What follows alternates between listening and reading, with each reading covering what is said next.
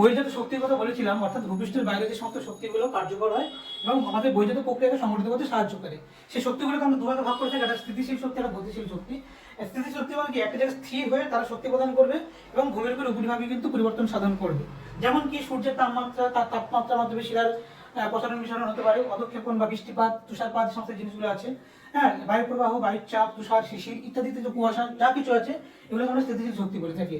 আর গতিশীল শক্তি কোনগুলো, যেগুলো গতিশীল, অর্থাৎ এক জায়গা থেকে এক জায়গায় তারা নিজেরা প্রবাহিত হচ্ছে, সাথে ভূমির উপর পরিবর্তন ঘটাবে, সেখানে ক্ষয় হোক সঞ্চয় হোক, যে কোনো রকম কাজ তারা করবে। যেমন কি নদীর কাজ, বায়ু প্রবাহ, বিশাল জায়গায় বায়ু প্রবাহ হচ্ছে, বালি উড়িয়ে নিয়ে চলে যাচ্ছে, আবার কোনো একটা জায়গায় সঞ্চিত করছে, তাহলে ক্ষয় হচ্ছে আবার সঞ্চয় হচ্ছে। হিমবাহ বা সমুদ্রের তরঙ্গ, হিমবাহ মানে যে বরফ, পর্বতাঞ্চলে বরফ পড়ে আসছে, পাথরকে ক্ষয় করে দিচ্ছে। কাস্ট অঞ্চলে, অর্থাৎ জলাবদ্ধযুক্ত অঞ্চলে কোনো অ্যাসিড বৃষ্টিযুক্ত যদি করে জল যদি পড়ে, সেখানে ক্ষয় কাজ হচ্ছে। সমুদ্রের ঢেউ বা সমুদ্রের তরঙ্গের দ্বারা ক্ষয় সঞ্চয় কাজ হচ্ছে। তাহলে এগুলোকে আমরা বলছি গতিশীল শক্তি, এগুলোকে আমরা বলছি স্থিতিশীল শক্তি। বুঝতে পারলে ব্যাপারটা?